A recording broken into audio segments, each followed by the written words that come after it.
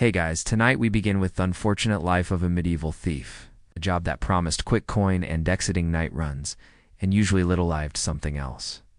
It was dirty, dangerous, and usually over by the time you turned 23 if you were lucky. So, before you get comfortable, take a moment to like the video and subscribe, but only if you genuinely enjoy what Edo here.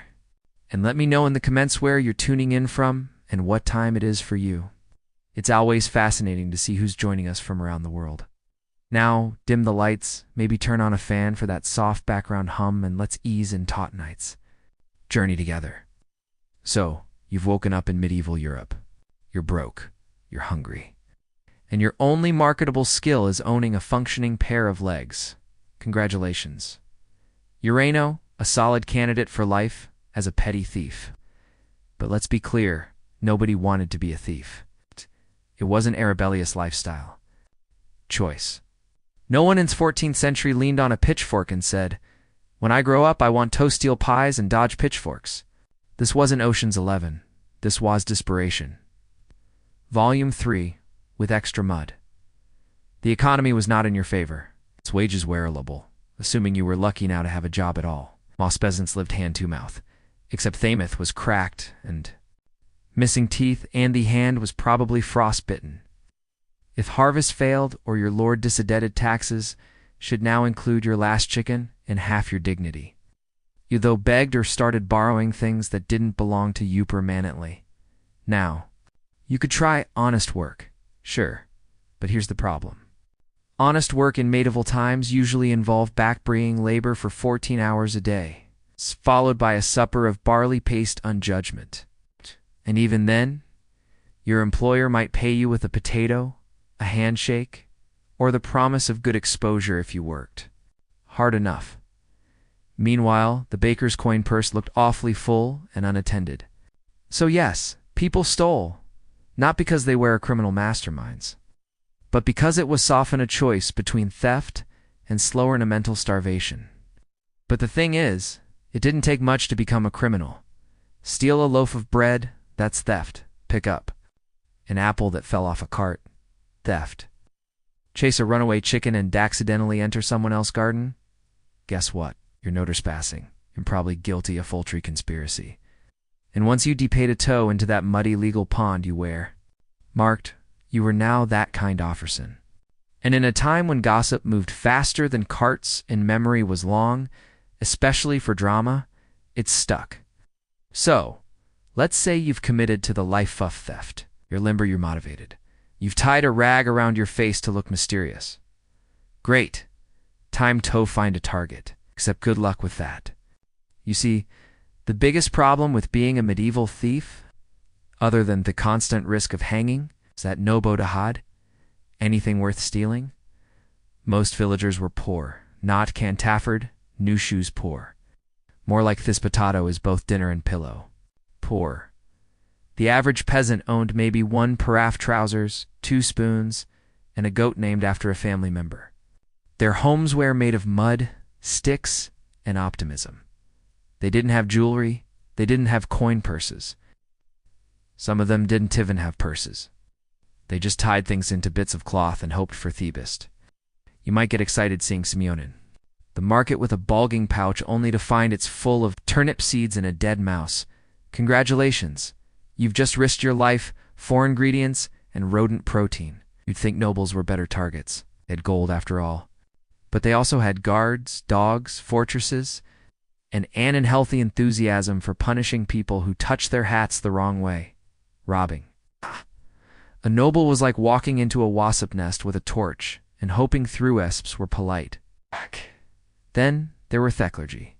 Churches had chalices and silver crosses, yes, but also locadors, divine judgment, and more importantly, town gossip. Steal from the kirch and everyone knew by lunch. Also, you might get cursed. Even if you did believe in curses, it still ruined your week. I don't even think about gravabbing. First of all, medieval cemeteries weren't exactly Fort Knox. They were barely organized. You could spend half the night digging only to find a pile of rocks and a very annoyed mole. Plus, exhuming bodies meant you were into dark magic, which came with additional problems. Being a thief in medieval Europe required an ascertained level of stealth. Moving quietly through the shadows, slipping past sleeping guards, vanishing into the mists like a mysterious, misunderstood anti-hero. That was the dream. The reality, use-mold like a bag of boiled onions, left in a goat's sock. Hygiene wasn't exactly a medieval priority. Baths were rare, soap was expensive, and deodorant hadn't been invented yet, unless you counted stuffing your shirt with dried herbs and doping people mistook you for a mobile salad. And thieves? They weren't exactly living in comfort. Most slept in haystacks, alleys, or under pigs. You absorbed the environment. Not in a poetic way, in a your body is now 30% barnyard way. So when you crept up behind someone in the marketplace, they usually heard you coming. Not by sound, by scent. You might as well have worn a sign that said, "I have not seen clean water since Lent." Oh. Your clothing didn't help. Most thieves wore the same outfit every day because it was the only one they owned. After a few nights of hiding in chimneys or crouching behind fish stalls, that outfit developed a personality. The kind of personality clears a room. Even worse, your job required physical activity, running, jumping, crouching, all in heavy woolen cloths that trapped every molecule of booty odor like a cursed sponge. You were a walking scent crime. Guards didn't need dogs to track you. They just followed the faint trail of sweat, mold, and bad. Life choices. Did you hear that? No, but I smelled it. Not exactly the mystique most thieves hoped for. And if you thought you could blend into a crowd to escape, think again. Medieval crowds were full of people who also hadn't bathed. Yes, but you were worse. Somehow you stood out. You were the human equivalent of a warning. It's hard to be invisible when everyone around you are quietly gagging and opening windows. Dogs, man's best friend. Unless, of course, you were a medieval thief, in which case, dogs were traitorous, furry snitches with teeth. Every village, farmstead, and roadside tavern had one. Not the flop-eared, wagging, who's a good boy kind we know today. No, these were wiry, half-feral creatures with scars. Names like Chopper, Bitey, and the temper of a drunk blacksmith with gout. You didn't pet 'em. You prayed they didn't detect your presence through the fog. To a thief, dogs were the worst kind of security system. Cheap, loyal, and prone, dramatic, barking at everything. It didn't matter how quiet you were. Step on a twig, bark. Sneeze into your sleeve, bark. Breathe slightly near thepentry door. You better believe bark. And now the entire street knows you're trying to liberate that wheel of cheese. And they weren't. Just noisy. They wear fast. Dogs could cross muddy courtyards in seconds. Meanwhile, you're slipping in, cabbage leaves, and tripping over buckets. Suddenly, the quick job turned Cinto, a frantic race between your questionable cardio and aceto file load. Fangs getting bitten wasn't even the worst part. The real issue. Once a dog had eyed you, and they always did, it never forgot. Medieval dogs had memories like grudging grandparents. You could rob a bakery once in spring, and 3 months later that same dog would be waiting for you outside the alehouse. Ready for round 2? Even worse, the townspeople loved their dogs more than their relatives. If a guard dog barked at you, people didn't ask questions. Oh, Bitey's barking. Must be a thief. Grab a pitchfork and tell the priest to open up the confession chair. You couldn't bribe them, reason with them, or outrun them forever. They didn't care if you were just trying to swipe a loaf off bread for your starving sibling. As far as they were concerned, you were an intruder and your legs were made of chew toys. Here's the ironic thing. Most medievals didn't have locks. Not because Oppo were trusting, but because locks were expensive, complex, and usually are served for things like monasteries, city gates, or chests that definitively candid 3 rusty spoons and a saint's toenail. So you might think perfect, easy pickings for me, the nimble village sneak thief?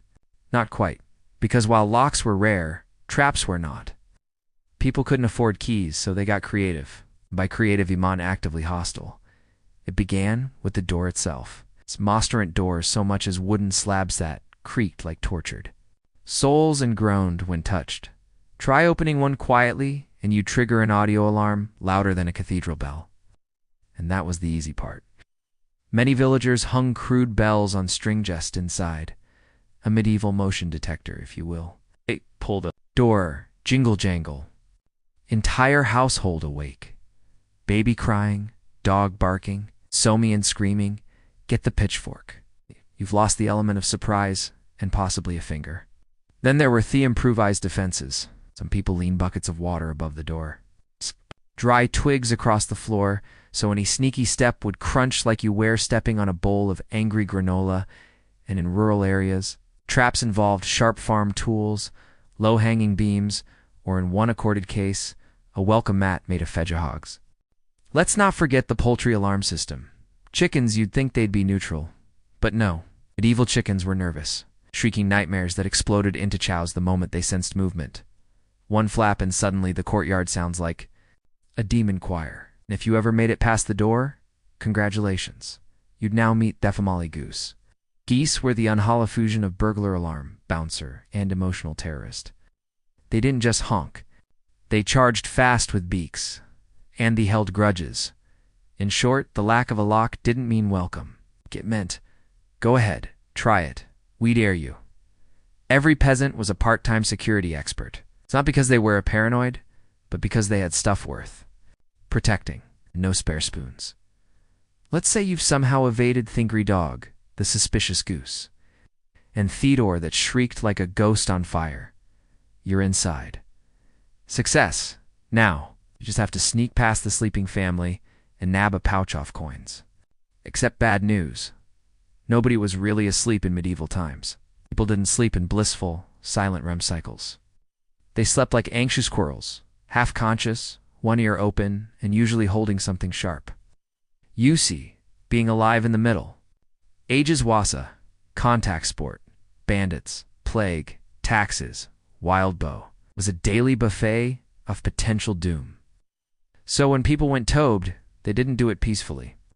They slept in shifts with one eye cracked open and their favorite stabbing gimplant close. At hand. And we're not talking about swords or dramatictigers. We're talking about fireplace pokers, pitchforks, ladles that doubled as skull crackers, and the occasional suspicious-sharpened spoon. If it could dent your forehead, it was bedtime irony. Even peasants with femilies didn't trust the darkness. Parents slept with their kids huddled close, not out of love, but because it was easier to deafen them all from one centralized dial. You know, like human Tetris, Boutangri. And don't assume there was a gooeyest room to tiptoe past. Medieval houses were basically one big room, bedsif, you were lucky. Otherwise, straw motsand, a goat that snored.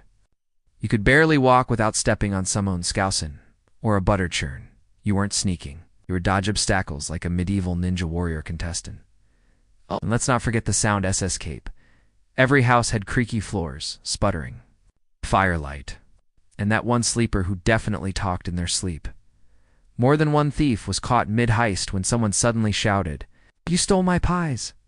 in a dream, and everyone bolted upright. The truth is, no one truly slept deeply in medieval times. They just powered down enough to survive and restart the next miserable day. And if a floorboard cracked at the wrong hour, that wasn't on Waz.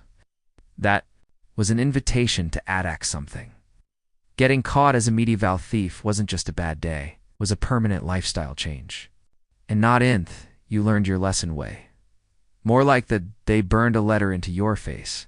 And now, even the village goes judge you way. Yes, branding was real. Not the Kolkind, where you build a personal aesthetic and Instagram following.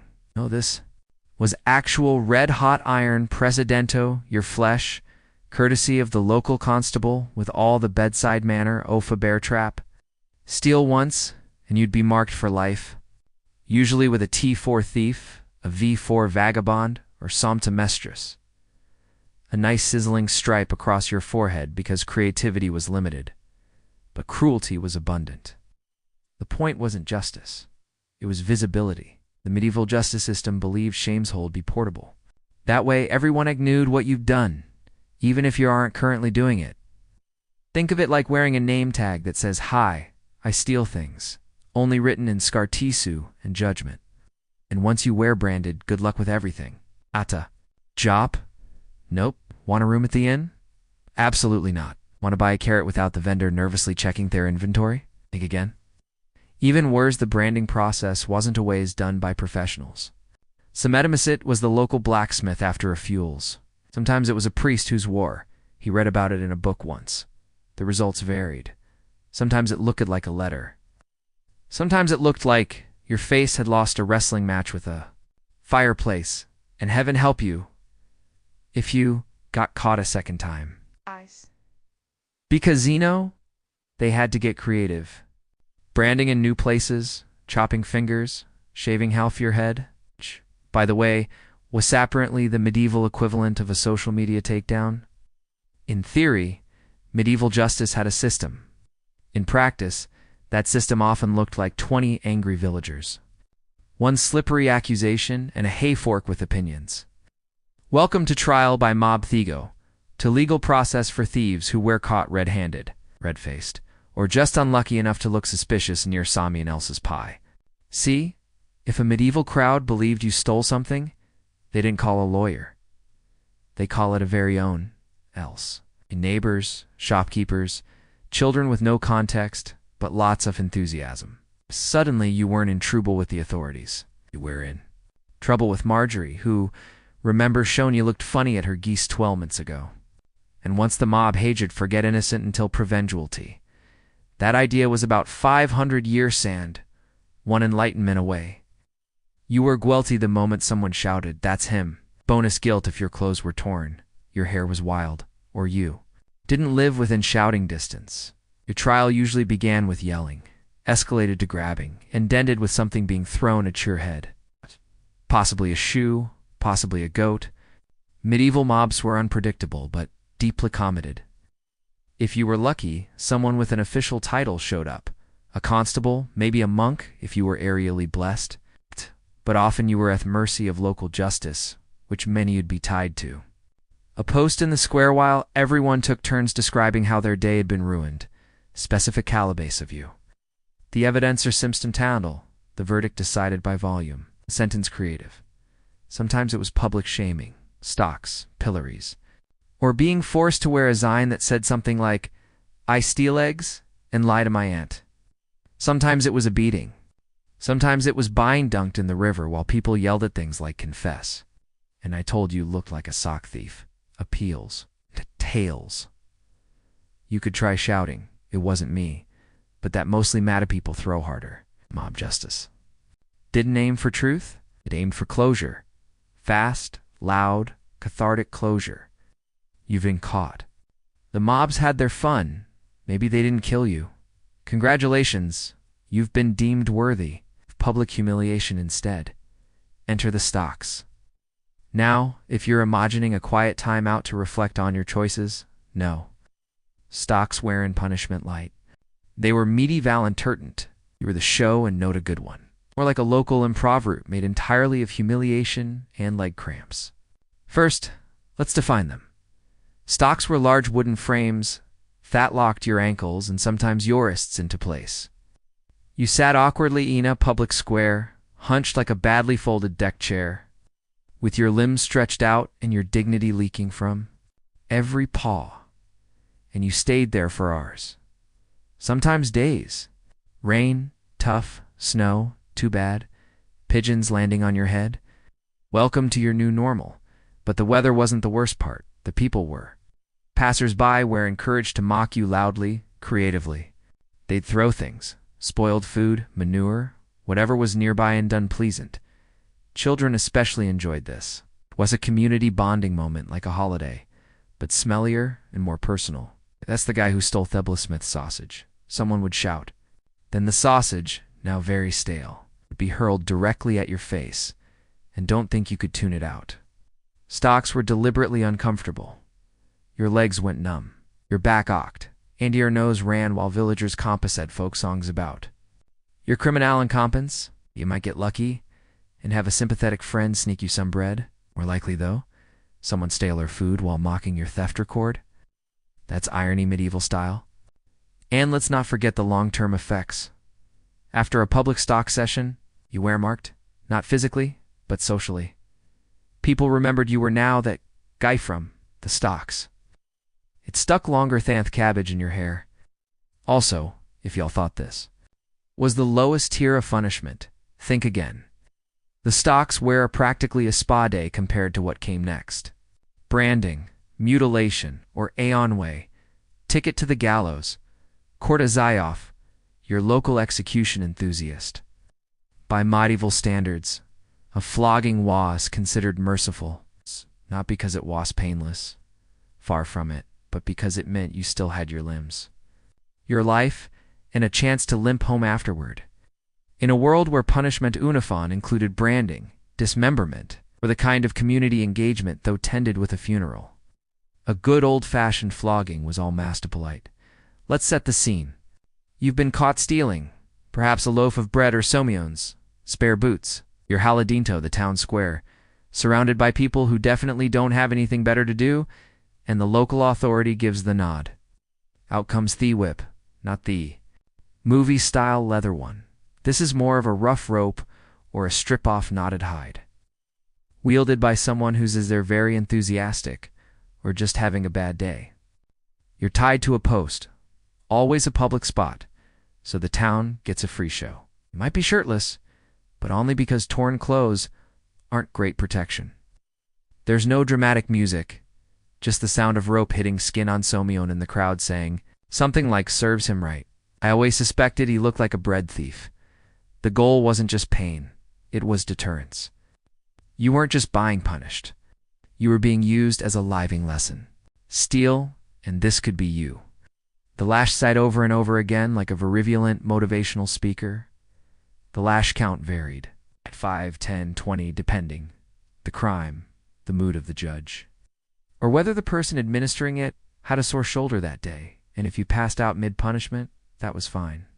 They'd just pause, splash water on your face, and continue. Hydration was important after all. Buthers, the thing. If you were flogged, it meant someone had decided not to go further. You weren't locked away forever. You weren't branded or worse. You were punished? Yes. But then you were released. Bruised, embarrassed, live. So you've just swiped a purse, maybe nabbed a wedge of cheese. Excellent. You're on the run. Now what? Well, unless you had a flawlessly timed horse waiting behind the tannery, and let's be honest, you didn't. Yorgatoy looked a lot more like awkward power. Walking through mud while villagers shouted, "Stop! Thief!" Aunt Simone's grandmother tried to trip you with a broom. Medieval towns weren't exactly built for Cleon escapes. Streets were narrow, twisted, and usually clogged with carts, pigs, or someone arguing loudly with Amhunk. Cobblestones were uneven, and Ifit had rained recently, and it always shod. You were ankle-deep in a mysterious stew of mud, straw, and regret, and footwear. Don't get your hopes up. You were probably wearing worn-out leather shoes tied together with string oars. You were barefoot, running away from an angry butcher Willer. Feet are actively bleeding is a deeply humbling experience. You might hink, "I'll duck into an alley." Great. Except most alleys weren't alleys. They were dead ends or worse, communal latrines. Many a daring escape was cut tragically short by an unexpected waller, a waist-high pile of something best left unnamed. Even if you made it out off the village, the countryside wasn't your friend either. Open fields left Ewok exposed, and forests were full of Piapli exactly like you, who would absolutely herb you the moment you stumbled in with a stolen pie and a limp. It's hard to enjoy the fruits of crime when another criminal is eyeing your fruit. And let's not forget the locals. They didn't sit back and say, "Oh, we'll let the guards handle it." No, chasing thieves was a team sport. Farmers, merchants, children, that one guy who just really liked shouting, all of them would join the pursuit. They weren't chasing you out of civic duty. They just wanted to be part of something. So, you've medit through the mud, dodged the pitchforks, and maybe even kept the stolen sausage. Time to lie low and regroup. But here's the twist. Medieval criminals weren't a merry band of lovable rogues. They were a grim collection of opportunists, outcasts, and people who would absolutely steal your socks while helping you hide. See, the term organized crime was a little optimisticin medieval Europe. Thieves didn't form elegant guilds or meet in candlelit taverns to discuss codes of honor. They squatted in ruined buildings, fought over crumbs, and turned each other in for half a crust of bread and a pat on the head from the local sheriff. Thieves were not your allies. They were your competition. The more desperate that times, the more dangerous the thieves. You weren't rubbing elbows with Robin Hood. You were huddled next to Sumia-named Rancid Thomas, who once bit a guy over a turnip. And Thomas. He'd sell yo out in a heartbeat and then sell yo shoes a minute later. Trust was a luxury, and loyalty came second to self-preservation. If you had a safe hideout, someone would find it and burrow. Everything. If you had food, you'd wear. Suddenly, everyone's best friend Dunnel, you fell asleep. Even worse, the speople drew attention, the kind you didn't want. Drunken brawls in Thess Street, shouting about stolen spoons, getting caught in naming every person Thee'd ever met, including you and Yorkison, and probably your goat. It was a circus, a badly run one. And if you dared to rise above to be, say a thief with a code, you'd still end up lumping in with the worst of them. To the townsfolk, a thief was a thief.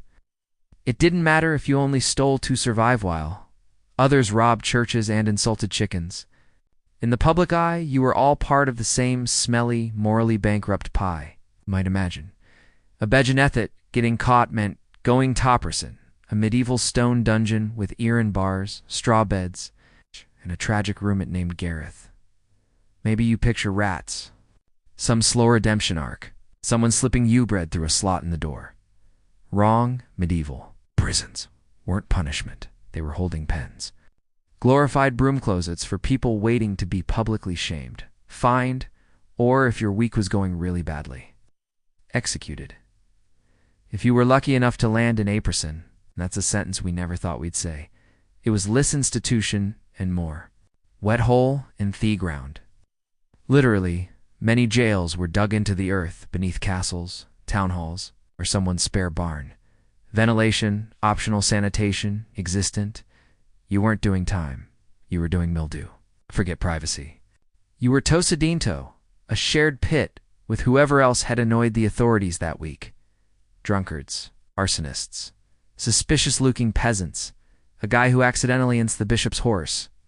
All of you packed together like sad, damp sardines. Beds. No. Blankets. Also no.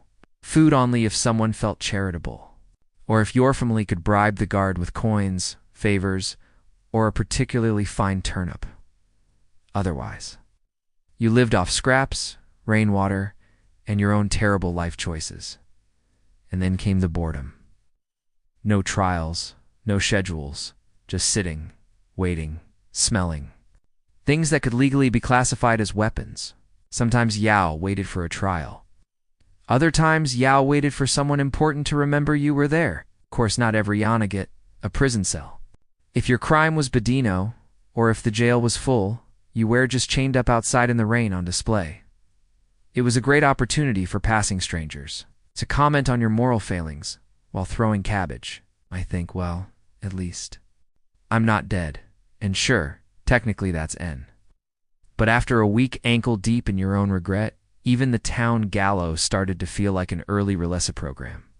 If you were a medieval thief, Will finally ran out of luck, or chicken stole blame. The end of the line often involved rope, a wooden platform, an Avery public calendar event known as Market Day Execution. Yes, the gallows had a schedule. These things were planned. You weren't just quietly removed in the night. Oh no, your final performance was a community experience. Children were brought along, vendors sold snacks. If you were particularly infamous, someone might write a rude little ballad about you. The medieval version of going viral, and the worst part, they usually Medeo wait. Might be told on Monday you're being hanged on Friday. So yeah, you had the joy of stewing in fear while listening to the guards practice jokes about your last words. By the time Friday rolled around, the whole town had jathered. Not because they hated you personally, though some definitely did, but because executions were a thing. Public punishment was the medieval version of reality TV. Everyone came forth drama, a spectacle, and possibly a roast chicken. Now the Gallus Themsives were fairly straightforward. a wooden structure, so rope and a platform that dropped out from under your feet. The key detail, efficiency. It wasn't about ceremony. It was about getting it done and moving on with Thede. You didn't get a final meal. You didn't get last words unless the executioner was in a generous mood or needed a bathroom break. If you were lucky, the rope was tied correctly and your neck snapped instantly. If you weren't lucky, and let's be honest, you were a medieval thief, so luck wasn't your strong suit. The rope stretched, and things got awkward. Just in case you thought people would forget about you, they didn't. Your body might be left hanging. For hours, sometimes days, as a reminder, like a gruesome billboard that said, "Shoplifting not recommended." Occasionally a well-meaning cleric might offer last rites. Occasionally a local artist would sketch the whole thing in disturbing detail. But mostly it was just you, gravity, and a town full of people whispering, "That's Thegi, who stole 3 onions." So, let's say somehow you managed to avoid Thedegs, the stocks, the branding iron, Thegalas, and every angry goose between her and the city gates. You survived. You even pulled off a few decent hauls. A coin pouch here, a roast duck there. Congratulations, you're what passes for a successful medieval thief. Now what? Retirement. Oh, sweet summer peasant. Retirement was not a thing. It was no pension plan, no seaside cottage to write your memoirs, no peaceful sunset years. Surrounded by grandchildren asking how you once escaped a bishop's pantry. If you were lucky, you lived long enough Tobcum to slow to steal and Tugrieseld to be worth arresting. That just meant you graduated to begging. It's a medieval version of consulting. And even that wasn't easy. Cities had official beggar permits. No, really. If you didn't have one, you were just a criminal with fewer cardio skills. Begging without a license could get yoke-ecked out of town or into a ditch. Some thieves tried to go straight, become a laborer. Problem is, you're still branded still. Infamous, since still missing 3 teeth and a solid resume. When your references include escaped Tosler once and knows how to climb a wall in under 30 seconds, employers tend to look elsewhere. And let's not forget the other charming option, becoming an informant. You turn in your old friends for a few coins and a pat on the back until someone recognizes you. And then you become the story of the week at Thelical Gallows. So no, there was no retirement plan, no thieves' union, no quiet fade into obscurity. Your options were keep stealing until you're caught, try begging and still possibly get caught. Join a mercenary band and probably get stabbed by someone worse than you. Disappear into Thephorist and become folklore. Preferably the mysterious thief who vanished after on his last job, though more likely guy hoodied in a puddle near a bush. So when people say crime doesn't pay in the medieval world, they weren't joking. It paid in bruises, scars, and a lifetime of looking over your shoulder. It started with good intentions, or at least that's what the official reports claimed. In the early 1800s, Britain was being swallowed whole by industrializing. Cities like London and Manchester were bursting at the seams. Overflowing with factory smoke, horse dung, and something soci feared far more than poverty, madness. The old model of dealing with mentally ill, chaining them in private madhouses, locking them in poorhouses, or hiding them behind closed doors, was no longer enough. Reformers like the Quaker, William Tookin York, had already begun to experiment with something radical kindness.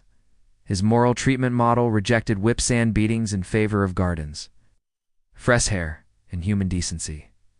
For a moment, it looked like the dawn of a more humane age. But progress has a way of turning sour. The 1808 County Asylums Act changed everything. It allowed local governments across England and Wales to build public asylums, funded by taxes, and that's exactly what they did by the dozen. Pedentry asylums shall become sprawling institutions on the edge of every major town. Their architecture was Gothic, ominous, and fortress-like. They were supposed to be temples of healing. Instead, they became warehouse for the unwanted. The problem wasn't the concept. It wasted execution. These new public asylums weren't just for the violently insane. They became dumping grounds for the inconvenient unmarried mothers, alcoholics, epileptics, paupers, menopausal women. Anyone who caused a scene or failed to follow Victorian norms could end up inside. Diagnoses were vague, often sexist, and deeply moralistic. You were a woman with opinions, you might be labeled hysterical. If you were a man who didn't work hard enough, you might be accused of melancholia or moral insanity. And once you were inside, it was hard to get out. Asylums ballooned in size. What began as institutions for 50 or 60 patients swelled to housethouses. Overcrowding exploded. Funding couldn't keep up. The staff-to-patient ratio collapsed. Moral treatment gave way to containment. Straight jackets replaced gardens. Cold baths replaced conversation. In theory, Victorian asylums were a beacon of scientific progress. In practice, they became the padded cells where progress was left to rot, and this was only the beginning. So, what made someone mad in the Victorian era? That depended less on scenes and more on your social status, gender, and whether your neighbors thought you were a bit odd. Diagnoses in the 19th century were a cocktail of superstition, pseudosentience, and moral judgment. Shaken, not stirred. Medical professions, known as alienists, had enormous power and shockingly little events. They worked from thick manuals, listing supposed causes of insanity that included everything from overwork and religious fervor to masturbation. And dreading novels. Yes, reading novels, especially if you were a woman. Victorian doctors were obsessed with male hysteria, a condition so poorly defined it became a catch-all diagnosis for anything deemed emotionally inconvenient. Mood swings, sexual, desire, defiance, grief. A widow who cried too long, hysterical. A woman who resisted her husband's advances, hysterical and unmarried. Woman past 30, definital hysteric. Men. Two weren't safe. Fromal judgment disguised as medicine. Alcoholism, idleness, self-abuse, or simply being melancholic could all earn a one-way ticket to the asylum. The diagnosis of moral insanity, became especially popular. It described the Sioux who behaved badly without appearing outwardly delusional. In other words, the Victorian way of saying we don't like this guy. Once committed, often by a family member or a local magistrate. The patient was trapped in a system that afforded few checks and balances. The legal requirement for commitment to medical certificates, that's it. No court trial, no patient consent. Noble. There were even cases of women committed by husbands for questioning their authority or disturbingly to get rid of them entirely. Divorce was scandalous and expensive. The asylum was cheaper. Inside, the patient's diagnosis dictated everything. Their meals, their cellar room if they were lucky, and even whether they could speak or be spoken to. Those labeled excitable might be kept in silence. The violent were confined to locked rooms. You were rich or welcomed. You might get a private cell with a window. If not, you shared your cell with dozens and rats. To the Victorian medical mind, insanity was often rooted in weakness, moral, spiritual, or sexual. Cures were unlikely. Control was the goal. And saw the line between madness and inconvenience blurred. Diagnosis became a tool of social discipline, more about conformity than care. And as we'll soon see, the treatment was often worse. The disease. Once you were labelled insane and locked away, the next step was treatment.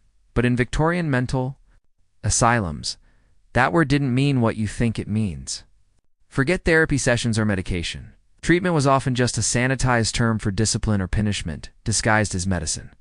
Early on, some asylums clung to the ideal of moral therapy, which emphasized calm environments, routine, fresh air, and kindness. But as patient numbers exploded and funding shrank, doctors turned to faster, more forceful methods. Cold water immersion was a favorite. Patients were plunged into ice baths, not to refresh them, but to shock their nervous system into submission. Some were kept in tubs for hours, strapped down, trembling, and silent. The theory that madness could be cooled off. The reality, hypothermia, trauma, and despair. Another popular technique, waist tranquilizer chair, a sinister device invented by Dr. Benjamin Rush. Patients were strapped in, often blindfolded with their limbs restrained. sometimes a box placed over their heads to block out sound. This was meant to calm the senses. In practice, it vacillatory confinement with extra humiliation. Electricity soon entered the mix. Before modern electroconvulsive therapy, Victorians experimented with rudimentary electric devices, crude and often dangerous. Patients were zapped in an attempt to stimulate dormant brain areas or restore sanity in reality.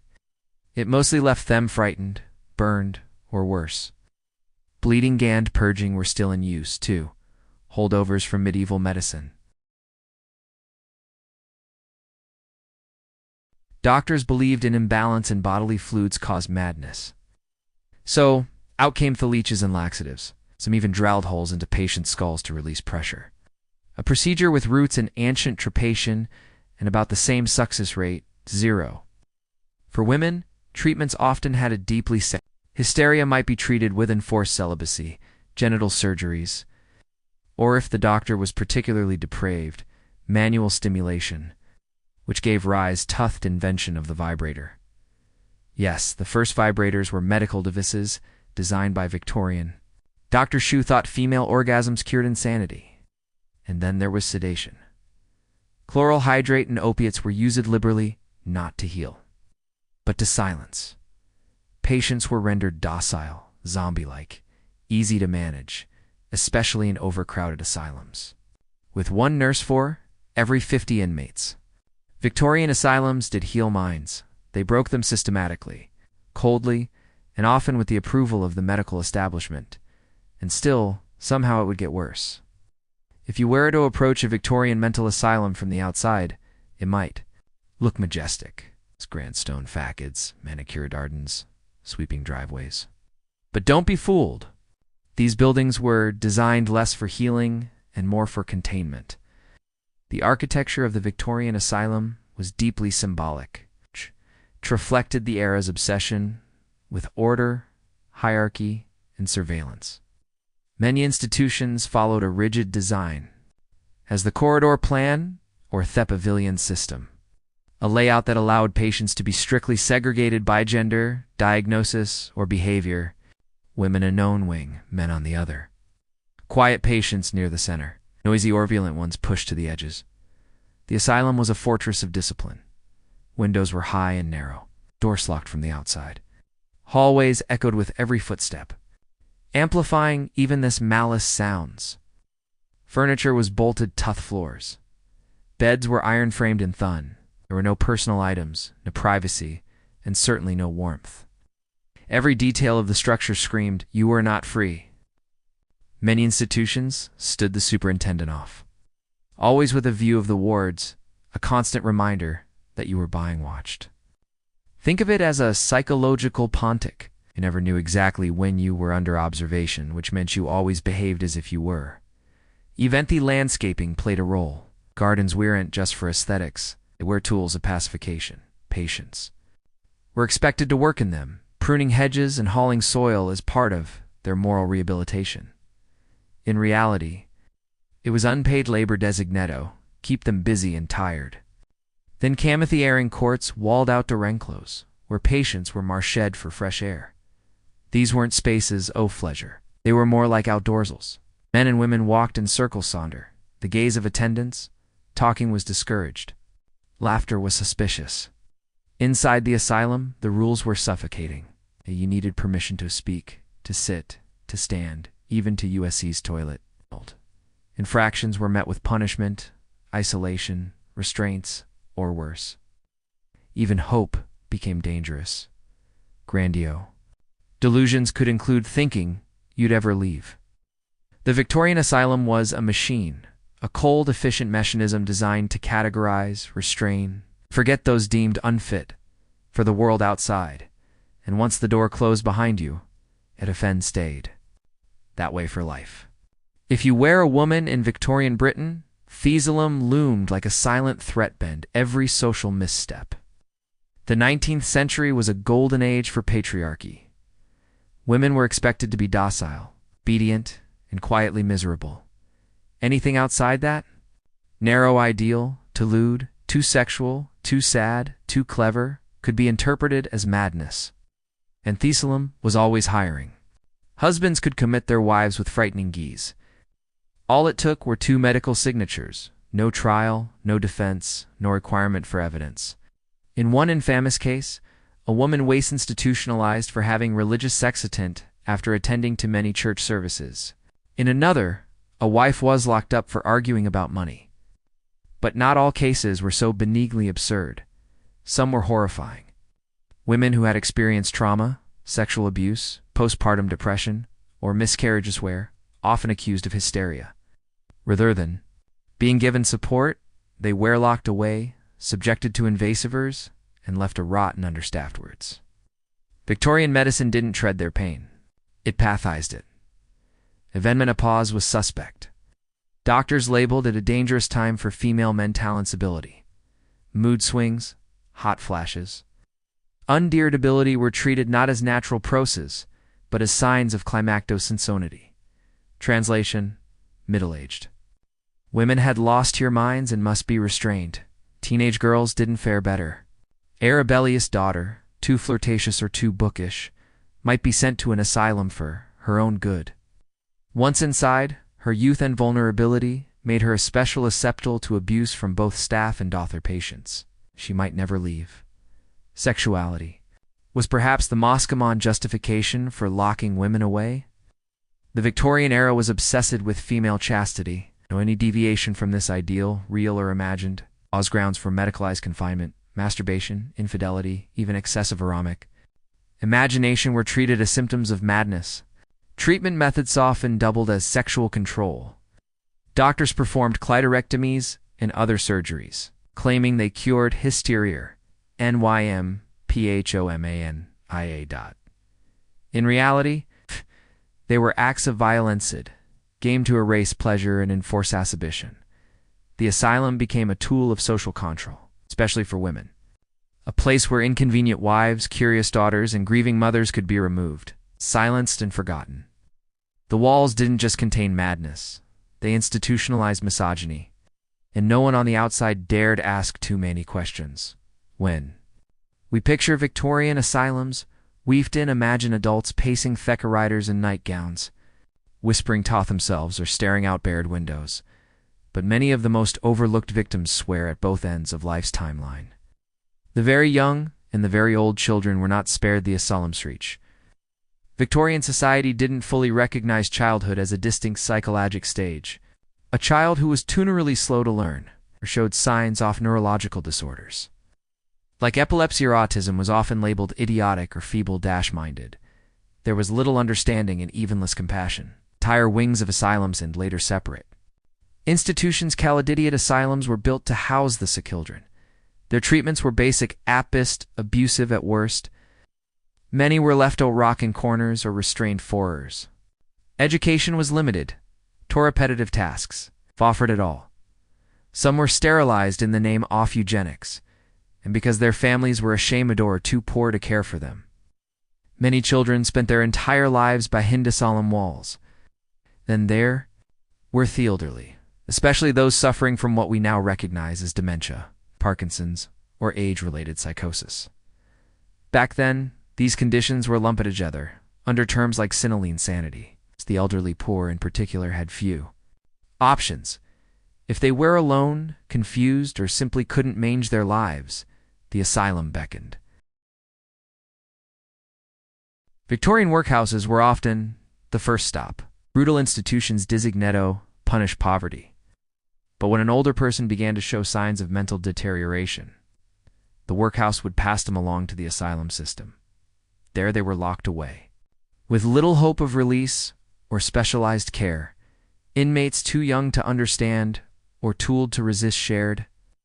Overcrowded dormancy endured the same regiments and were often forgotten entirely, lacking advocates. These groups suffered in silence. No letters, no visitors, no voice.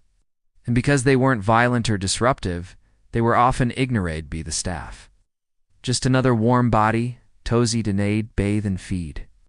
These patients weren't treated as individuals. They were considered burdens. Mouths to feed in a system already stretched to its breaking point. In many asylums, children died of neglect. Elderly patients died of exposure, and no one kept proper records. In a world obsessed with order and morality, youth and age were just two. More ways to fall shortened, to more reasons to be locked away. Not everyone turned a blind eye to the horrors inside the asylum walls. By the mid to late 19th century, cracks had begun to show in the public image of mental institutions. Scandals leaked out. Patients were found in under suspicious circumstances. Whistleblowers began to speak up, and reformers seized the moment. Of the earliest and most vocal advocates for change was Dorothy Dix's, an American activist who toured British institutions and was appalled by what she saw. She wasn't alone. In England, figures like Louisa Lowe and John Pearl, the son of a British Prime Minister who had himself been institutionalized, began publishing pamphlets and testimonies that exposed abuse, false imprisons, and unspeakable living conditions. These accounts were damning. Patients chained for weeks. Women sedated to silence their cries of freetist. Sanitary conditions that rivaled those of prisons or worse. Some institutions like Hanwell or Colony Hatch became infamous for their sheer scale and brutality. In 1859, Parliament passed the Lunacy Act, which attempted to standardize asylum regulations. A board of commissioners in lunacy was formed to inspect institutions and protect patient rights. But in practice, inspections were as sporadic and superficial. Superintendent thought, time to tidy things up before visits. And abuse continued in quieter corners. Meanwhile, journalists began sniffing around. Undercover investigations revealed that many patients weren't mad at all. They were poor, difficult, inconvenient, or victims of family betrayals. The newspapers ate it up. Public outrage simmered. Reformative doctors, too, began to question the system. Some experimented with occupational therapy, music, and recreation. They called for better training for attendants and higher standards of care. A few institutions have introduced open wards where patients were not locked inside and could roam the grounds, a revolutionary idea at the time, but these improvements were uneven at best. For every progressive asylum, there were 10 where nothing changed. Why? Because the system was profitable. Families could pay to have a relative quietly removed. Local governments saved face by hiding the visibly unwell, and the public preferred the illusion of care to the discomfort of reality. The reformers made noise, yes, but the machine kept humming. And while some patients found their voice and champions, most remained locked away, quiet, forgotten, and increasing glapless. The age of reform had begun, but it was far from finished. In Victorian society, madness wasn't just feared, it was watched. Asylums, ironically, were not always hidden from public view. In fact, they often became chemical attractions. Visitors, curious, bored, or just plain morbid, could buy tickets to tour the wards. It was part spectacle, part moral instruction. Look how fortunate you are not to be like them. This wasn't an exaggeration. Middle and upper-class Victorians treated asylum visits like museum outings. Families would pack a lunch, ride their carriages to the local lunatic hospital, and stroll past the barred windows and padded cells like the were viewing zoo animals. Some attendants would point out particularly intent patients, those who raved, danced, or shouted at the walls. It waste heater. But the cast never auditioned. Even the patients were aware of it. Some wrote letters begging to be spared the humiliation of being on display. Others performed madness, believing that acting insane enough might secure release, or at least some attention. But spectacle went beyond voyeurism. The asylum also became a tool of political theater. Doctors gave public lectures inside their institution showcasing their success stories and methods. Patients were trotted out like trophies, often still suffering, a coach to say they were improving. These exhibitions reassured donors and officials that their money wasn't being wasted. Photography played its part too. The Victorian era saw the birth of psychiatric portraiture, solemn air images of patients posed stiffly, sometimes with signs listing their diagnosis. These weren't for family albums. They were for medical journals and public display, reinforcing the idea that insanity had a look, a type. These faced becoming the propaganda of control. Off-course literature and theater loved Thessalem trope. Gothic novels like Janiren, the woman in white, used the madwoman in the attic as both villain and victim. Always isolated, often imprisoned, rarely understood. Thea stories mirrored society's real anxieties about women, class power, and the thin line between sanity and rebellion. In truth, Victorian asylums didn't just house the mad. They helped define what midness meant. They were social mirrors reflecting everything the era feared: disorder, deviance, sexuality, and loss of control. And for many, being Libellendinsane was not the end of a journey. It was a lifelong sentence, written in whispers and watched through iron bars. By the end of the Victorian era, Thessalem system had become a paradox. Born from reform, fed by fear, sustained by silence. Institutions meant to offer sanctuary had become places of permanent exile. The 20th century would eventually bring changes. Some overdue, some still flawed. But the shadows cast by Victorian mental asylums linger of Eno. Many of the beliefs that shaped host institutions didn't vanish overnight. Ideas about undesirable behavior, gender roles, and maramoutness slowly bled into modern psychiatry, into criminal justice. Even into how families handled illness behind closed doors. Many Victorian-era asylums stood for decades beyond their prime. Vast, crumbling buildings that became symbol self. Everything that went wrong. Some were converted into housing. Others were demolished.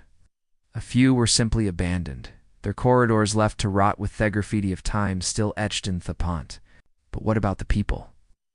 Tens of thousands died inside those institutions. Some from illness, some from abuse, many from sheer neglect. Their graves were often unmarked. Their files, if they survived, are now stored in archives with tragic footnotes, like a never spoke again or believed to exist. They vanished behind stone walls and history moved on. Yet their stories matter because the Victorian asylum wasn't just a physical structure. It was a cultural machine, one that had taught society how to treat the vulnerable, isolate them, silence them, punish them for being inconvenient. And while we like to believe we've evolved, echoes of that system remain in underfunded mental health care and stigma. In families too ashamed to speak openly, in prisons overflowing with the mentally ill, there's no simple moral tough tale. The Victorians weren't cartoon villains. Many doctors truly believed if they were helping. Some were kind. Some patients did improve, but intention doesn't erase impact. And what started as an attempt at compassion became a machinery of confinement. Brutal, sprawling, and deeply human in its failures. Today, we walk past the ruins off those asylums and barely glance at plaques. But if you stop, you might feel it. That strange, heavy stillness, the residue of stories untold, lives forgotten. Voices that were never heard. And maybe that's the legacy worth remembering.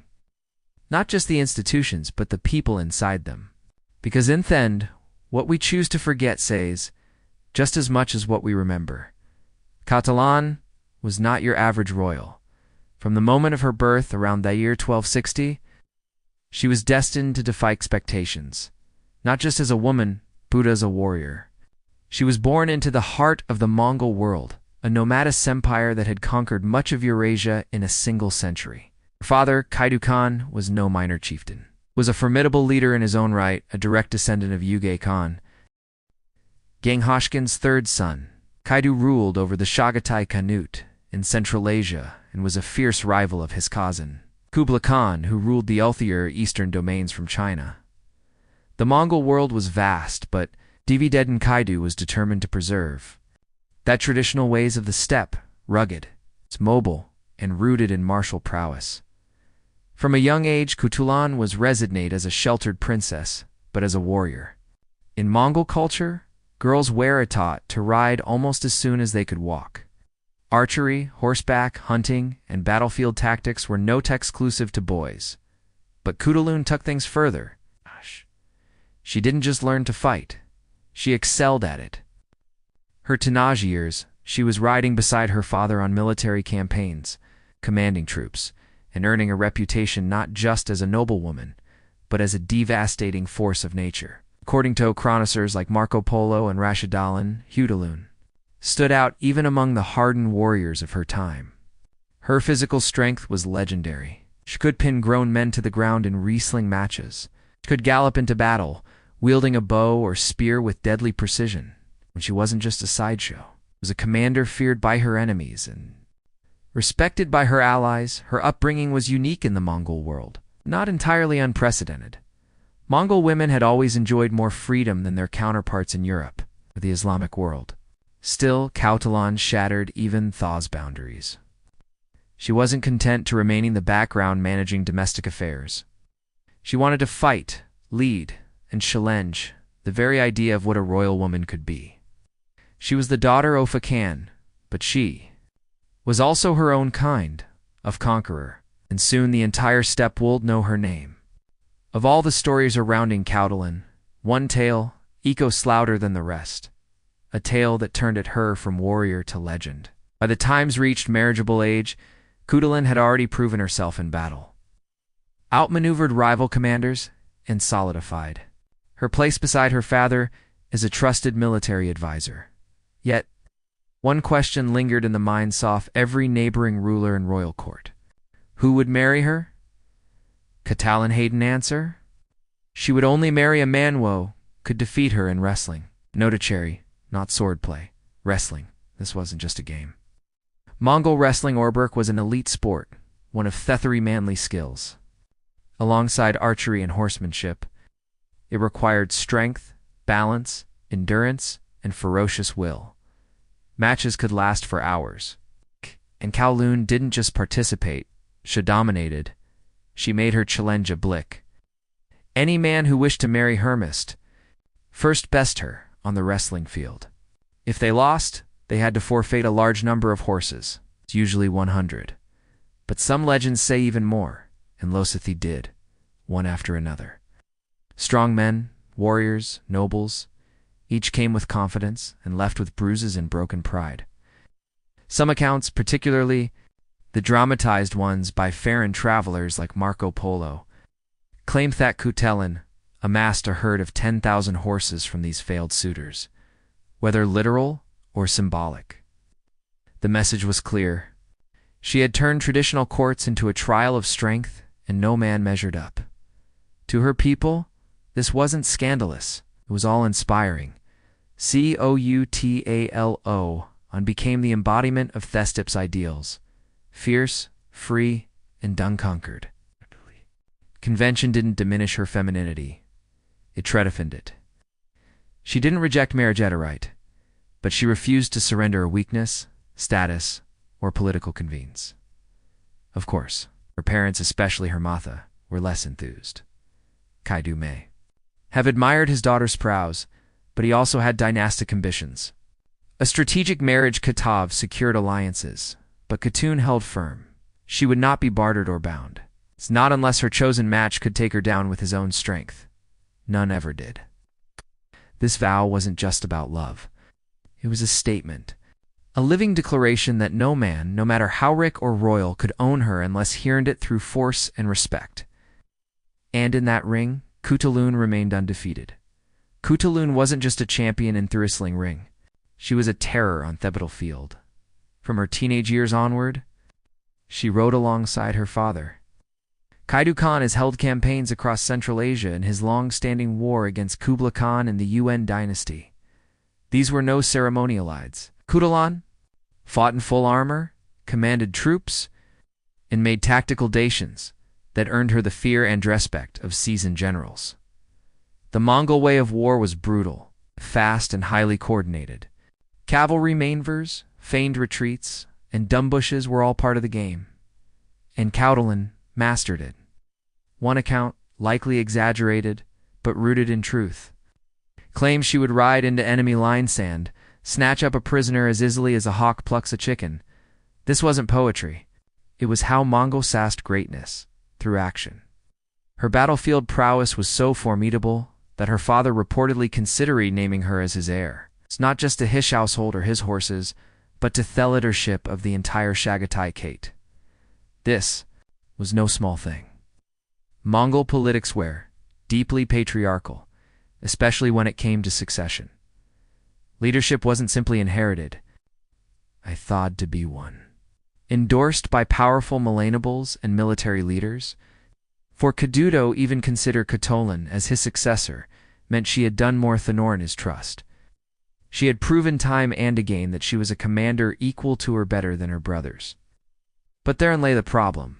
Catulan had many brothers, 15 by most counts, and not a lot of them were fond of being outshone by their sister. Resentment simmered. Whispers of jealousy and scandal began to circulate, some even suggesting there's her closeness to her father was unnatural. Others accused her of seeking too much power for a woman, yet Kaidu stood by her during his many campaigns against Yuan dynasty and their allies. Catalan remained one of his master-lealable commanders. She led her own nuns, charged into battle, and brought them victories. Soldiers followed her not because of her name, but because of her record. Shuazunt, a token warrior. She was the real thing, and with every campaign, her legend grew. Not just as a woman among men, but as a warrior among warriors. Scouchalan's fame on the battlefield soared, so did the whispers. To her father, Kaidu Khan Kotalan was Morathon just a daughter. She was his right hand, his most trusted general. And according to some sources, his pre-Fred successor, while her brothers bickered and schemed, Kutalun remained unwavering in her loyalty. She was bold, strategic, and brutally effective. In a world where trust could mean life or death, Kaidu had no doubts about her. But the rest of the Mongol aristocracy wasn't as confident. The idea of a woman inheriting power, let alone ruling an entire Khanate Wasino, to send shockwaves through the traditionalist ranks. Sure, Mongol women had historically enjoyed more freedom than their counterparts in other parts of the medieval world. They could own property, advise on politics, even read and tow war. But to rule outright that was a different story. As Kaidu's health began to decline, the issue of succession became urgent. Kutalun remained his obvious choice in terms of loyalty and merit. But politics doesn't always reward merit. Her brothers, cousins, and various Mongol nobles saw one opportunity to block her rise, and they began to act. Some spread rumors that her relationship with Kaidu wasn't appropriate, crossing lines of familial closeness. Others accused her of using sorcery or feminine manipulation to win influence. These weren't just idle gossip. They were calculated attacks meant to discredit her in the eyes of the tribal councils. But Kutalun didn't back down. She continued to appear at Kaidu's side during military councils. She commanded troops with the same unshakable Bleckenfeints. Her power was visible, undeniable, and yet it wasn't enough. Even her father began to sense the political storm brewing. Despite his unwavering spark, he could see that naming her Ashir might divide the Kate, or worse, spark. A civil war after his death, Mongol rule depended on strength and unity. A disputed succession couldn't reveal everything he had built. Inthand Kaidu never officially named Kautalin his successor. Not because Sho was unworthy, but because her worth made her dangerous to those clinging to an old world. She had fought harder, led better, and remained more loyal than any man around her. And still, the throne stayed just out of reach for now. For years Kautalin had stood firm. She would only marry the man who could have fit her in wrestling. None had succeeded. And with every broken suitor sent home horseless, her legend grew, along with the pressure to abandon Hervo. Kaidu's tolerance had limits. While respected her independence and military skill, he was still a father and, more importantly, a Kane with political obligations. The Mongol world was built on strategic marriages, and Kaidu needed alliances to strengthen his hold against Kubla, Canaan rival tribes. Having an unmarried daughter, even one as formidable as Scouchalan, left a glaring opportunity to tempt, depentuant, bake him too great to ignore. Kaidu, under pressure from his advisors and other noble houses, reportedly urged Kautalin to reconsider. Her terms, the political climate was shifting. Her victories on the battlefield, while impressive, were no longer enough to shield her from internal expectations, and so, reluctantly, Cuchulainn married. The identity of her husband remained shrouded in mystery. Some sources say Huaz, a man accused of plotting against Kaidu in the marriage, was her way of demonstrating loyalty to her father, choosing to wed the accused man herself to prove his innocence. Others claimed the man was selected for political reasons. Someone deemed worthy be the tribal council, even if he hadn't bested her in sport. What is certain, however, is that Cuchulainn did not marry for love, and she did not marry on her own terms. The wrestling challenge disappeared. Her resistance, at least, publicly had ended. But if her opponents expected her to fade quietly into domestic life, they were sorely mistaken. Even after marriage, Cuchulainn continued to calm troops. She still rode into battle. She maintained her position at her father's side until his final days. The title of wife changed little about her role in political and military affairs of Chagatai Kate. Still, her marriage marked the beginning of a shift. The legend of the unconquered warrior princess had met the realities of dynastic politics. Even Cuchulainn, fierce as she was, could not completely escape the demands of Thorold she was born into. Yet she had made her point on the battlefield, on the wrestling ground, and in the hearts for people. She had never been defeated, not really. In 1301, everything changed. Qaid Khan, the powerful warlord who had defied Kublai Khan, kept the western steppe in check, and trusted his daughter more than any of his sons, died. His passing sent Atramor through the Chagatai Kate. Without a clear successor, the line of inheritance fractured immediately. Kadu had never officially named Cuchulainn Ashi's heir, despite her unmatched military and steadfast loyalty. Whether he feared political backlash or believed the nobles would never accept a woman, he left the throne open, and Theowulf's descended. Brothers, particularly Aros and Chopar, scrambled to fill the vacuum. Some claimed Kaidu had whispered a Namia in his deathbed. Others insisted they had always been the rightful heirs. What followed wasn't just a succession dib. It was a power struggle laced with betrayal, rivalry, and violence. Cuchulainn didn't stand idle, though she may not have been formally recognized. As Khan's successor, she wielded more influence than most of her relatives combined. Her support or opposition could make or break a claim. Soldiers still followed her. Local leaders still respected her. Many believed she should rule, and their airports fragmentary and debated. That Cuchulainn attempted to claim leadership in the immediate aftermath of Kadu's death. If true, this would have made her one of the few women in Mongol history to vie openly for power at Thickenall level. But the odds were against there. The steppe's traditions were not Ridido except a female KHN, no matter how capable she was. The same commanders who had once praised her in battle now turned to her brothers, fearing the political instability that might come from breaking patriarchal norms. Cuchulainn's opposition grew louder. Her options grew fewer. In the end, Chapar seized power. Backed by influential nobles and opportunists, Cuchulainn was sidelined, but not entirely erased. She continued to hold command in her own territory and remained a ferret presence. Still, the reins of the Khanate slipped through her fingers. It was a bitter turn. The woman who had fought beside her father for decades was denied the chance to lead. In his place, but Cuchulainn didn't disappear. She watched. She advised and stewarded, for even in defeat, she was never diminished.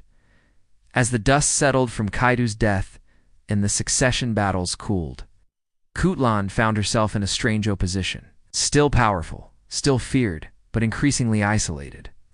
Her brother Chapar now held formal control of the Kate, though his rule was tenuous at best. He lacked Kaidu's charisma, Cuchulainn's military brilliance, and the loyalty of many tribal leaders. The political landscape had become unstable. Alliances shifted quickly. The Mongol Empire, once united by Genghis will, had splintered into competing factions. Each led by Khans, more concerned with self-preservation than unity. Cuchulainn remained. At the edge of the scows, she still commanded warriors loyal to Torah. She still advised in military matters, but the open road to leadership had closed. Her position was now more symbolic, an icon of what could have been. And then, just as quietly as Shahad emerged decades earlier, Cutalun vanished from the record. She died in 1306, her exact cause of death unknown. No chronicles detail her finale, battle, or whether she died in war or peace. There were no grand funerals. Recorded no epics composed at the time, just a sudden silence. Some speculate she was assassinated by political enemies. Others believe shedded of illness.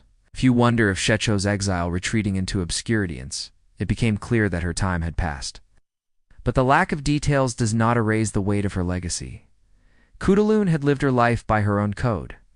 Fierce, loyal, and unbending. She had out-wrestled every man who tried to conquer her. She had ridden into battle not as decoration, but as a general. She had earned her father's trust and nearly ruled in his place. In a world dominated by men, stood as saw an equal and often their superior. No husband had ever defeated her. I know me had. Ever conquered her, and even in death, she remained unconquered in memory. While her brother's name's Fadidinto, the footnotes of Mongol history, Cutalun became legend. Her name would live on in the tales told around fires, in the whispers of traveling merchants, eventually in the pages of history books written centuries later. She may have died quietly, but nothing about her life had ever been quiet. Cutalun's physical presence may have disappeared in 1306, but her legend refused to die. For centuries, her story traveled not through formal chronicles, but by word of mouth, carried by nomads across the steppes, by traders on the Silk Road, and by foreign visitors both fascinated and confused by the memory of a woman who had wrestled her way into history. One of the earliest outsider to mention her was Marco Polo, the Venetian traveler who visited the Mongol court in the late 13th century.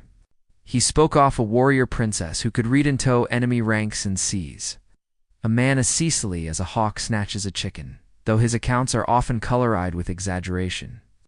Polo's portrayal helped enshrine Cutalun in the Western imagination, not just as a curiosity, but as a marvel.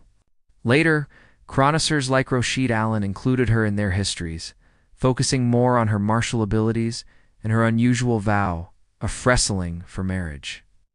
While these accounts differ in detail, they all agree on the essentials. Cutalun was a woman of extraordinary strength, intelligence, and autonomy in a world thought rarely allowed such traits to flourish in women. And then came the transformation from legend to symbol. Centuries after her death, Cutalun's story was reimagined in various forms. In the 18th century, her life inspired a French opera titled Turandot, with a heavy European twist. In this version, Cutalun becomes the icy Chinese princess who refuses to marry any man unless he can solve Haradels. Those who fail are executed ere. The bloodthirsty tone has little to do with the historical Cutalun, but it shows how powerful her legend had come. So powerful that it could bear-shaped, absorbed, and misrepresented Drakris cultures. The most famous adaptation of course came in the 20th century with Tachini Supera, Turandot Tad, audiences around the world heard Cutalun's story without ever hearing her name. The woman behind the myth was lost in translation, but not erased. Today, historians and feminist scholars have worked to reclaim her truth from the fog of fiction. In Mongolia and Central Asia, Cutalun is celebrated as a national hero, symbol of female strength and resistance. Statues have been raised in her honor. Her name lives on in popular retellings, both academic and poetic, because long after empires fall, stories endure, and her still thunders like hooves across the steppe. In a world still grappling with the limits placed on women, on what they are allowed to be, what they are permitted to achieve, Cutalun's story resonates more Thanavir. She wasn't a queen tucked away in a palace, nor a passive figurehead merit, off for diplomacy. She was a general, a wrestler, a tactician, and a daughter who might have become a ruler. Her life remains a fierce rebuttal to health idea that women in history were always silent, always obedient, always sidelined. Cutalun wasn't. Across Central Asia today, Cutalun's name is spoken with pride. In Mongolia, she is hailed as a symbol of female power, a true descendant of Ganghushkin, who proved strength and femininity were never mutually exclusive. In Restylane circles, her name is evoked with reverence. Some even consider her the spiritual mother of Burke, Mongolian Westling itself. Women who take up arms or challenge tradition are often compared to her. She has become a cultural shorthand for fearless defiance. Modern scholars and authors falsified, restoring her story to its rightful place. While earlier generations remembered her through warped Western lenses, romanticized, exoticized, or misrepresented contemporary, historians are sifting through the layers, reclaiming the true outline. Not a fairy tale princess, but a real human being who demanded to live on her terms. She's inspired children's books, documentaries, and academic theses. Her legacy has also seeped into pop culture, appearing in shows like Marco Polo, where she's portrayed as a fierce warrior, unafraid to speak her mind or challenge tradition. Though dramatized, these portrayals at least reintroduce her to modern audiences, inviting them to dig deeper. Her story is also part of a broader effort to rewrite the historical narrative to make space for voices long ignored or misrepresented. Kudaloon isn't just a historical foot. She's a chapter that was so most erased, now rediscovered, and perhaps that's her greatest victory. She lived in an era where power was measured in strength, loyalty, and legacy, and she mastered all three. No man ever conquered her in sport, nor me. Ever crushed her in war? No culture, no empire, no time period could Zolance her completely. Kutaline Livison as legend, as symbol, and as proof that sometimes the fiercest warrior wears a braid, not a crown. Imagine a world without hospitals, surgical theaters, or even a fixodadress. Now imagine thriving in it. Fourth nomadic peoples of the Eurasian steppe, from the Scions and Smatians to Turks and Mongols. This wasn't a temporary state. It was a way of life, always on the move, chasing grazing pastures and evading enemies. They had no luxury for stationary institutions, and yet they developed a remarkable effective system of medicine, fluid, adaptive, and as mobile as the people. It served nomadic medicine wasn't centered in buildings or bureaucracy. It was carried on horseback, stored in saddlebags, and passed down through spoken word, observation, and spiritual ritual. There were no clinics, no white coats. The healer came to you, or sometimes rode beside you into battle. This was medicine born. Out of necessity and hunid be generations of intimate observation off the land. Animals and people. Nomads treated wounds in the field under the open sky. They cured infections and felt tense. They delivered babies miles from the nearest settlement. Their methods may seem simple to modern eyes, but they were anything but primitive. Theirs was a holistic approach. Healing was not just about treating a physical symptom. It was about restoring bodies between body, soul, and spirit. Illness was often seen as the result of disharmony, the natural world with own's ancestors or with unseen spirits. And so medicine among the steppe peoples was never just a science. It was alcidially spiritual. Knowledge came not from books, but from lived experience. The role of healer often fell to shamans, elders, or those with an inherited calling. They memorized plant law, knew how to reduce fevers with goat's milk or willow bark, could seat a broken bone using leather straps and smooth river stones. But they also spoke to spirits, performed purification rituals, and interpreted dreams, nomadic. Medicine was shaped by resilience. You couldn't wait for a specialist. You had to know how to act quickly and wisely. Every writer, every mother, every elder was expected to know something about the earth, because survival depended on it. In a world that moved with the wind and lived on horseback, medicine had to keep up, and somehow it did. In the world of nomadic medicine, the most powerful healer wasn't a doctor in a white coat. It was the shaman. Shamans held a unique place in steppe societies. They were part healer, part priest, part psychologist, and part performer, often chosen through visions, dreams, or signs of spiritual sensitivity. Shamans were believed to walk between worlds, the physical and the spiritual, the living and the dead, the seen and the unseen. To a nomadic community, illness wasn't just a biological problem. It could be a result of offending a spirit, angering an ancestor, or being struck by his malevolent gaze of an evil eye. Physical symptoms were interpreted through a spiritual lens. That's where a shaman came in, when someone fell ill especially. With no clear injury or explanation, the shaman was summoned, dressed in elaborate robes made of fur, feathers, bones, and bells. They would enter a trance. Sometimes with the help of rhythmic drumming, chanting, or inhaling smoke from sacred herbs. In this altered state, the shaman would attempt to communicate with spirits to find the source of the illness.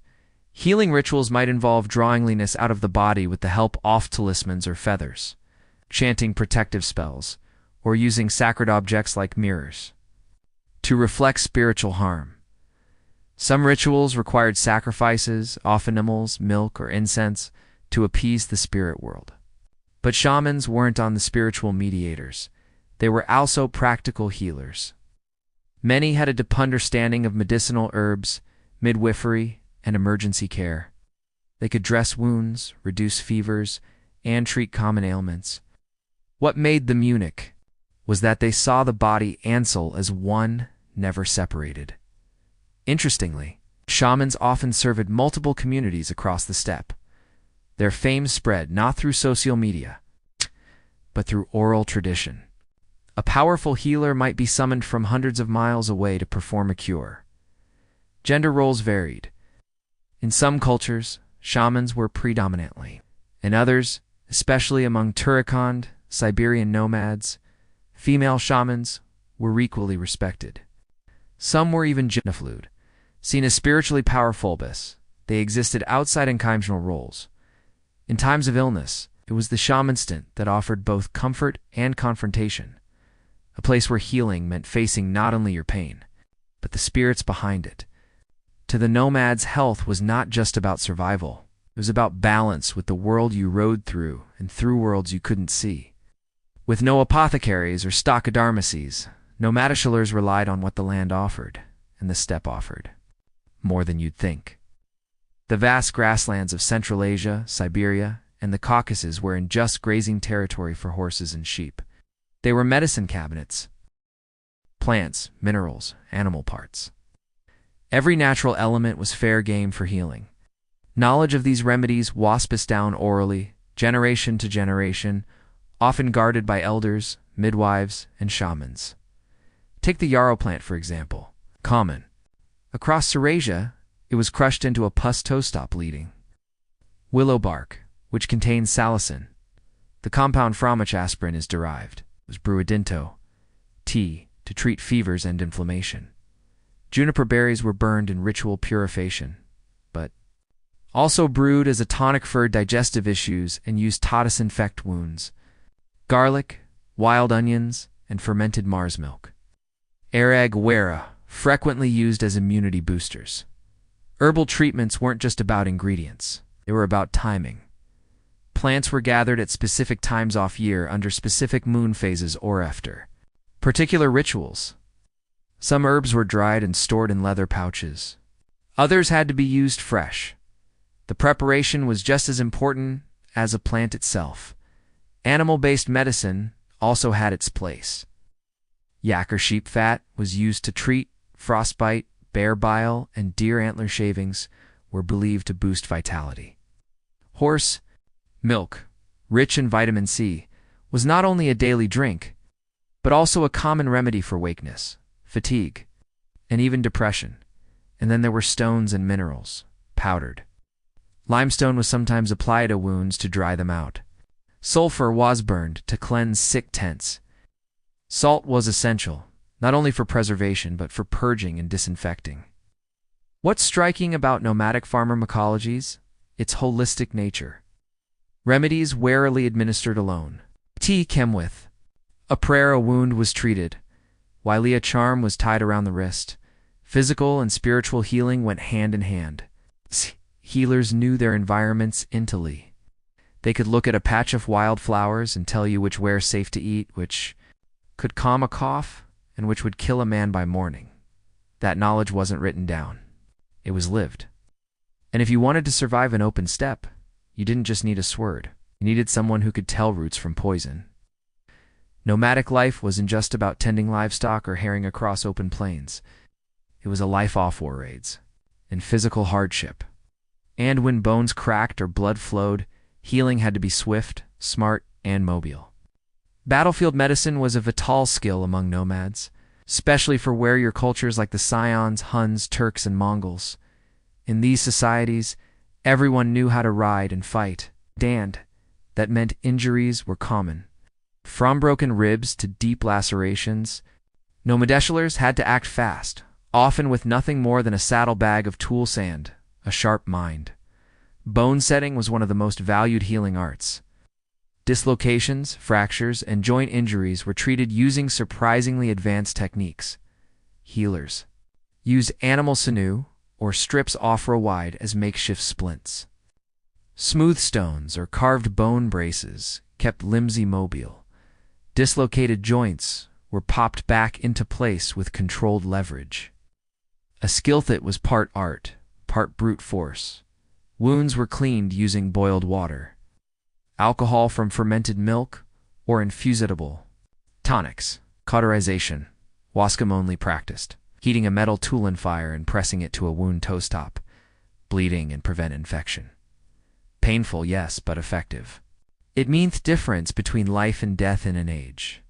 Before antibiotic suturing techniques also existed, horsehair or sheep gut could be used. Astrid and bone needles were common. Wounds were stitched, then sealed with natural resins or animal fat to protect them from dirt and bacteria. In serious cases, bloodletting was employed, not always out of superstition, but as a method to relieve swelling. Bruising or perceived imbalances in the body, horns, blades, and even leeches were used depending on the tribe and the condition. Interestingly, battlefield surgery didn't only happen after a fight. It often took place during it.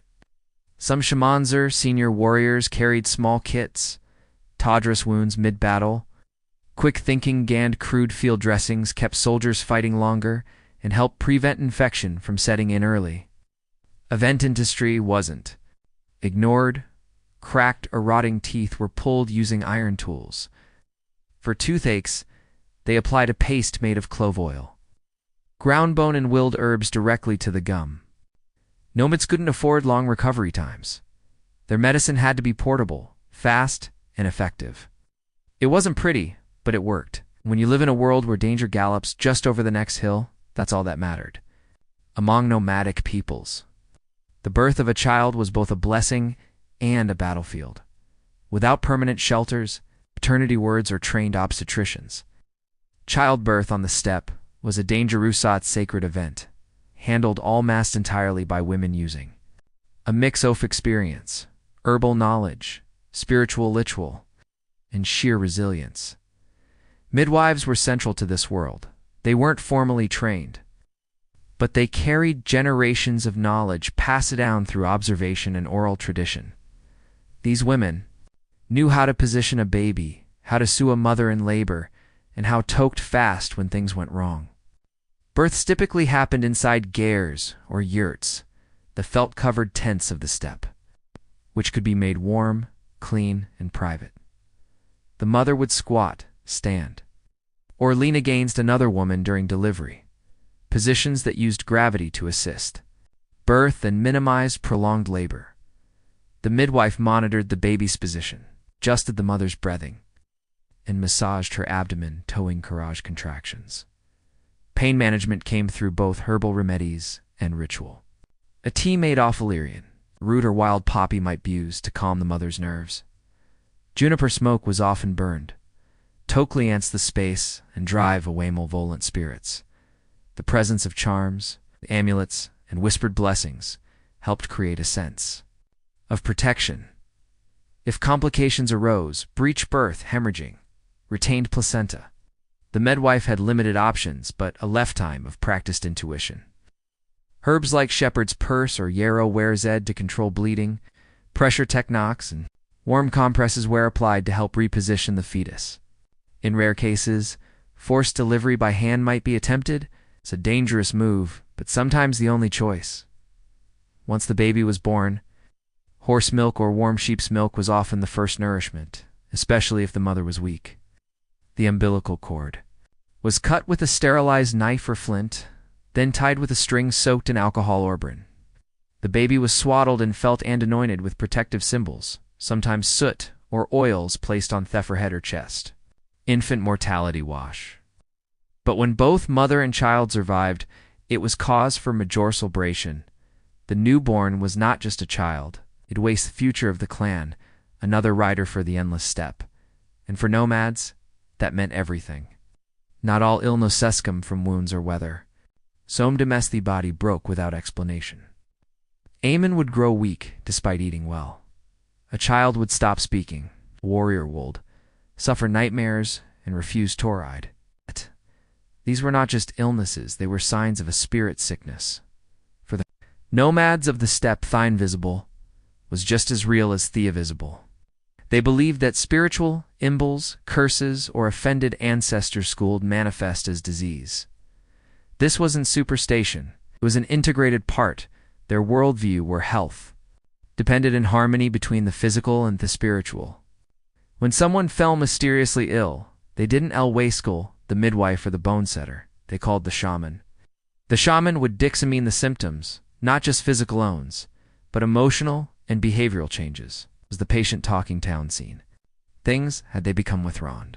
Were they unusually angry or afraid? These were signs that the illness came from another world. Diagnosis involved ritual. The shaman might burn herbs like magort or juniper, chant to the ancestors, or use ox like bones. Mirrors, or drums, to read the spirit world. The illness could be caused by a wandering soul, an angry ancestor, or a demonic force. Metamasit was said that the person's soul had left the body and become lost. To heal, the shaman performed soul retrievaluations. These were dramatic events. The shaman might don elaborate costumes, mimic the behavior of animals, speaking strange voices. All of this was intended to draw Thesimot's attention, negotiate its return, or chase away harmful forces. Talismans were placed under pillows. Protective tattoos were drawn. Salt circles were laid around the yurt. Some shamans used animal sacrifices, offering blood of a lamb or goat to appease the spirit realm, for more common spiritual afflictions like nightmares, infertility, or melancholy. Smaller rituals were held. Dreamcatcher-like charms made of bones, feathers, and thread were hung over sleeping areas. Special songs were sung. Milk or vodka was poured as an offering to the spirits. What modern medicine might call trauma, depression, or psychosis.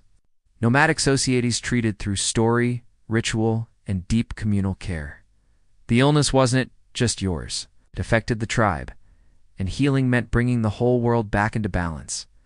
In the absence of medical schools or written manuals, how did nomadic societies preserve and pass down medical knowledge?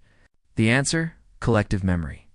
Nomadic medicine was not centralized in universities or locked away in elite circles. It lived in the mouths of elders, in the hands of mothers, and in the practices of every rider, hunter, and healer. It was communal. Taught through demonstration, remembered through story, and refined through lived experience on the open steppe. Children grew up watching injurious treated after horse falls or fever soothed with herbal steam. By the Timothy reached adulthood, they knew the basics. How to stop bleeding with moss, how to prepare a root tea for stomach cramps, how to recognize the signs of a spiritual affliction. Knowledge wasn't given through formal lessons, it was embedded. In daily life, elders played a crucial role. Grandmothers especially were often walking encyclopedias of medicinic knowledge. They knew which plants to gather in spring, how to prepare a pus for swollen joints, or how to ease childbirth pains with rhythmic Shantingund breath control. Many acted as informal doctors within the clan, treating ailments while telling stories that carried layers of coded advice and health wisdom. Shamans trained apprentices not through classrooms but through mentorship. A chosen pupil might spend years learning how to interpret dreams, prepare ritual tools, or enter trance states safely. The training was personal, intuitive, and deeply spiritual. There were no exams. but failure could mean disaster for both patient and healer. The communal naturopath knowledge also meant that nomadic medicine could adapt. If a new herb was discovered, while migrating to unfamiliar lands, its effects were tested, documented orally, and shared. A new treatment might be tried on a sick animal before a human. If it worked, it became part of the tribe's living knowledge. This oral tradition had its vulnerabilities. Disease outbreaks could wipe out entire family lines and their medicinal wisdom. With them, but it also had its strengths. It was flexible, dynamic, and resilient. It could travel with the tribe, change with the seasons, and adapt to new threats. In a world where everything moved, the one constant was memory, not written in books, but in the rhythm of everyday life. A knowledge passed not by pen, but by firelight, sweat, and story. For nomadic societies, animals weren't just companions or commodities. They were lifelines. Horses, sheep, yaks, goats, and camels formed the backbone of steppe economies, culture, and even spiritual life. So naturally, caring for animal health was just as critical as healing human wounds, sometimes more so. It was a highly developed parallel system, often overseen by the same people who treated human ailments. In fact, the line between veterinary and human medicine was blurred. If something could heal a sick goat, it might work for a person, and vice versa. The bond between rider and horse specially shaped a deep understanding physiology, trauma, and recovery, common illnesses like hoof rot, skin infections, respiratory issues, orporiotes were treated with herbal mixtures, picuses, and smoke. Burna juniper and wormwood smoke wasn't justice for humans. It was also waved over stables to disinfect the air and repel pests. Fleas and ticks were driven off. Crushed garlic rubbed into the animal's fur or skin. For deeper infections or open wounds, healers might use heated metal to ceraize. Just like with humans, horse fat or sheep tallow was applied towins to prevent cracking and promote healing, especially in winter. Broken bones in animals were rare, but not impossible, were treated with wooden braces and tightly wrapped leather bindings, followed by enforced rest. The animal might be hobbled or kept close to camp while it healed. Colic in horses, a potentially fatal condition, was treated with massaging herbal tonics, and in some cases forced walking to restart the digestive system. For milk animals, mastitis, a breast infection, was known and treated with warm compresses and constant milking leaf pressure. What's remarkable is that these treatments were learned without books, lab testing, or diagnostics. They came from generational observation and close living with animals. No medicador could look at a camel's gait and know something was wrong. Grandmother could hear the tone of a sheep's bleat and recognize fever. The spiritual dimension was never far off either. Animals were believed to be affected by spirits, just like people. A shaman might bless a sick horse or perform a cleansing ritual for a herd stricken with illness. Because if the animals died, people didn't just lose wealth. They lost movement, milk, meat, and mobility. Healing the herd meant healing the heart too. Nomadic life. Though modern hospitals, pharmaceuticals, and globalized healthcare have changed the way we view medicine, the legacy of nomadic healing still lingers. Quietly resilient, often overlooked, but remarkably enduring. Many of the remedies once carried in leather pouches, sand, whispered in windswept tents, have found validation in modern science. Willow bark is now recognized as the natural precursor to aspirin. Juniper smoke is understood to have antimicrobial properties. Techniques like bone setting, herbal picuses, and warm compresses continue to be used around the world, some unchanged for centuries. But more than the remedies themselves, it's the philosophy behind nomadic medicine that still speaks to us today. Steppe healing was built on adaptability. It didn't rely on sterile labs or climate-controlled IES. It relied on being observant, inventive, and grounded in nature. It wasn't about cure so much as balance, restoring harmony between the body, the immunity, the spirit world. In Thailand, this mindset is returning in a world increasingly overwhelmed by synthetic quick fixes and impersonal healthcare systems. There's a growing hunger for holistic medicine, for plant-based treatments, for respectful integration of tradition acknowledged. What was once dismissed A superstition is now being reevaluated as a body of experiential wisdom, tested, adapted, and preserved through sheer necessity of survival. In Mongolia and across Central Asia, nomadic medicine is still practiced. Healers still prepare teas from wild herbs, still perform shamanic rituals, still teach children the signs of a sick animal or the first symptom of frostbite. Even among modernized populations, remnants of this tradition persist, woven into cultural identity like thread through felt. Of course, nodal step medicine was safe or effective. Some rituals were based on belief rather than biology, but the human insight, the awareness of emotional health, the power of communal care, the role of nature in healing remains timeless. Nomadic medicine teaches us that healing doesn't have to be high-tech to be profound. It shows that care can exist in a tent, on a mountain, in the middle of nowhere. That a healer doesn't need a degree to be wise, that health is asmic about connection to people, topless, to purpose, as it is about biology. And in that lesson, the step still speaks.